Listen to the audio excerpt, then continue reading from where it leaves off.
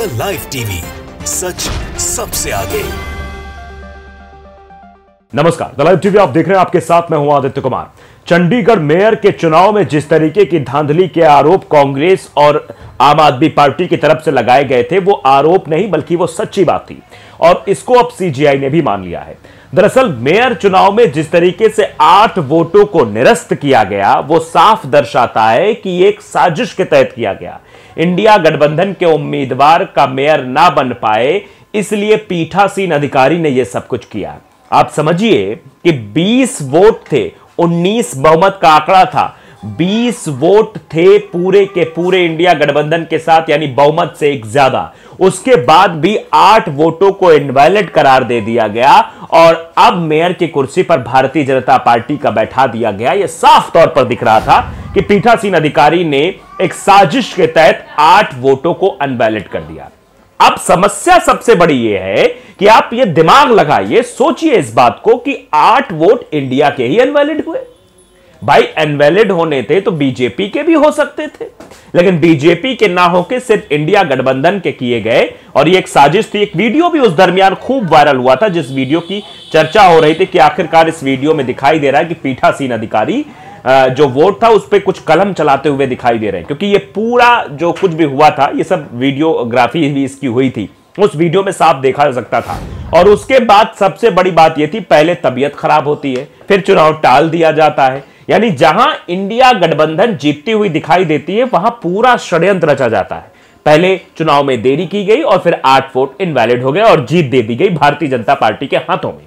अब जरा समझिए, सीजीआई यानी चीफ जस्टिस ऑफ इंडिया ने कहा कि हां, लोकतंत्र की हत्या हुई है।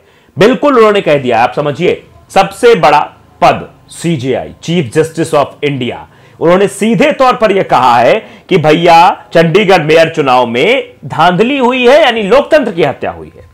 निगम की बैठकों पर रोक लगा दी है। कहा चुनाव अधिकारी ने बैलेट पेपरों को डिफेस्ट किया है, यानी उनको खराब किया है। उसका वीडियो भी वायरल हो रहा है। चंडीगढ़ मेयर चुनाव को लेकर सोमवार को सुप्रीम कोर्ट में सुनवाई हुई। चुनाव अधिकारी अनिल मसीह को सुप्रीम कोर्ट ने जमकर फटकार लगाई है। CGI D.Y.. चंद्रचूड़ ने कहा कि यह स्पष्ट है कि उन्होंने यानी चुनाव अधिकारी ने बैलेट पेपरों को डिफेस्ट यानी विरूपित किया। क्या वो इसी तरह चुनाव आयोजित करते हैं? यह लोकतंत्र का मजाक है, यह लोकतंत्र की हत्या है। इस अफसर पर मुकदमा चलाया जाना चाहिए। सुप्रीम कोर्ट ने आदेश दिया कि मेयर चुनाव के पूरे रिकॉर्ड को जब्त कर पंजाब एवं हरियाणा हाईकोर्ट रजिस्ट्रार जनरल के पास रखा जाए। बैलेट पेपर और वीडियोग्राफी को संभाल कर रखा जाए। इसके साथ कोर्ट ने निर्देश दिया कि चंडीगढ़ निगम की आगामी बैठक स्थगित रहेगी। सुप्रीम कोर्ट ने कहा कि हमारी चेतना को संतुष्ट करना होगा, नहीं तो नए सिरे से चुनाव कराने होंगे। यानी चुनाव अधिकारी को भी फटकार लगी है और बीजेपी की ओर से भी कहा गया, पहले जो हमारे अंदर संशय, हमारी चेतना जो है उसको आप संतुष्ट करिए, नहीं फिर से चुनाव होगा। और जब फिर से चुनाव होगा तो सुप्रीम कोर्ट की निगरानी में होगा, और सुप्रीम कोर्ट की निगरानी में होगा तो फेयर एंड क्लीन चुनाव होगा, जहां पर किसी भी तरीके की पक्षपात नहीं दिखाई देगा। पूरा निष्पक्ष चुनाव सबके सामने रहेगा। सब ये देखेंगे किस तरीके से जिसके पास बहुमत है वही मेयर बनेगा।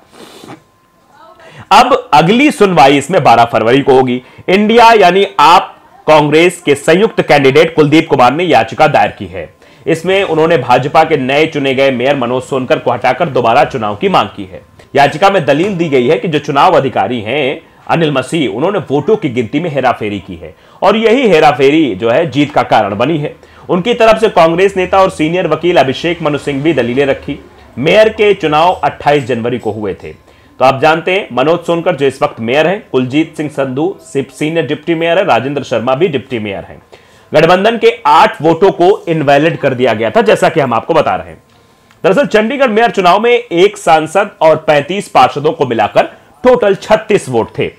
इनमें से 14 भाजपा पार्षद, 1 भाजपा सांसद किरण खेर, 1 अकाली दल और बाकी वोट आप और कांग्रेस पार्षद के थे। यानी बाकी के जो बचे हैं वो 20 वोट आम आदमी पार्टी और कांग्रेस के पास थे।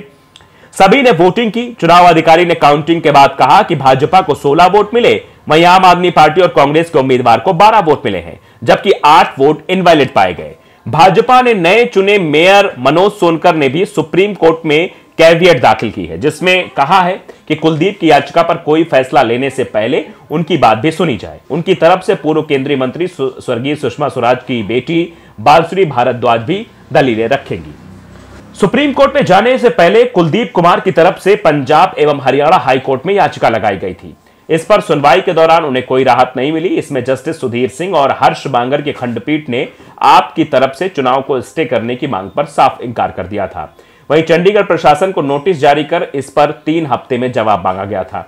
वहीं कुलदीप कुमार की तरफ से इस मामले में जल्द से जल्द सुनवाई करने की मांग की गई थी, लेकिन फिर भी चंडीगढ़ प्रशासन को हाईकोर्ट की तरफ से 3 हफ्ते का समय दे दिया गया है। अब इस मामले में 26 फरवरी को पंजाब एवं हरियाणा हाईकोर्ट में सुनवाई होनी है। आप पार्षद ने अंतरिम राहत से इंकार करने और याचिका को 3 सप्ताह बाद सूचीबद्ध करने के खिलाफ शीर्ष अदालत में अपील दायर की। हाईकोर्ट में मामला 26 फरवरी तक के लिए स्थगित कर दिया गया है। हाईकोर्ट में दायर याचिका के अनुसार आप उम्मीदवार ने एक रिटायर्ड न्यायाधीश की देखरेख में स्वतंत्र और निष्पक्ष तरीके से सिरे से चुनाव कराने के निर्देश मांगे हैं। याचिका में कहा गया है कि यह इसलिए दायर किया गया है क्योंकि चुनाव स्वतंत्र और निष्पक्ष तरीके से नहीं हुआ है। वहीं सीनियर डिप्टी और डिप्टी मेयर के चुनाव को लेकर पंजाब एवं हरियाणा हाईकोर्ट में एक याचिका दाखिल करने जा रही है।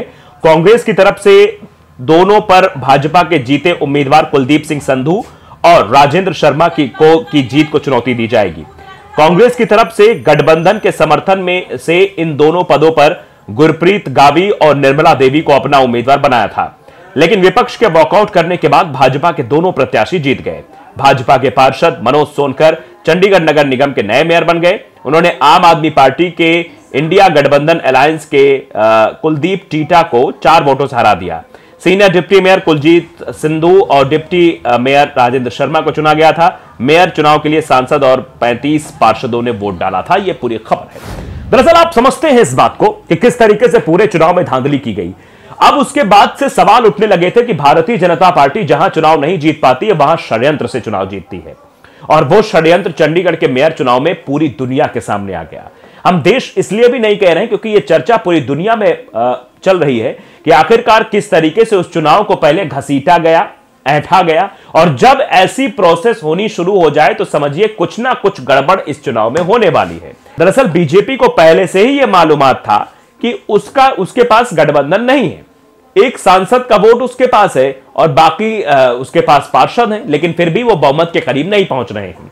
19 बहुमत का आंकड़ा था। अब 20 पार्षद आम आदमी पार्टी और कांग्रेस के गठबंधन यानी कि इंडिया गठबंधन के पास थे। तो जाहिर सी बात है कि मेयर तो इंडिया गठबंधन का ही बनना था, लेकिन पहले चुनाव को बीमारी के चलते टाला गया। यानी पीठासीन अधिकारी की तबीयत खराब हो जाती है, इसलिए चुनाव की डेट में तब्दीली हो जाती है। पहला सवाल यह कि आखिरकार क्या पीठासीन अधिकारी किसी दूसरे को नहीं बनाया जा सकता था? क्या त्वरित चुनाव कर नहीं कराया जा सकता था? क्या वही पीठासीन अधिकारी जरूरी थे जिनकी तबीयत खराब है? तबीयत के इंतजार के बाद फिर जब वोटों की गिनती होती है तो गिनती होते ही समझ में आ जाता है कि कोई ना कोई बड़ा खेल होने की गुंजाइश है, और यह लोकतंत्र की सरेआम हत्या की गई। 8 वोटों को इनवैलिड करके भारतीय जनता पार्टी, जिसके पास बहुमत भी नहीं था, 8 वोट इनवैलिड करने के बाद उसको बहुमत की कुर्सी पर बिठाकर उसका मेयर बना दिया गया, और यह सब कुछ पीठासीन अधिकारी ने किया। शायद यही वजह है कि सुप्रीम कोर्ट की तरफ से पीठासीन अधिकारी को जमकर फटकार लगाई गई है। द लाइव टीवी को अगर आपने सब्सक्राइब नहीं किया जरूर करिए, बेल आइकन दबाइए ताकि सच खबर आप तक पहुंचती रहे। नमस्कार। द लाइव टीवी, सच सबसे आगे।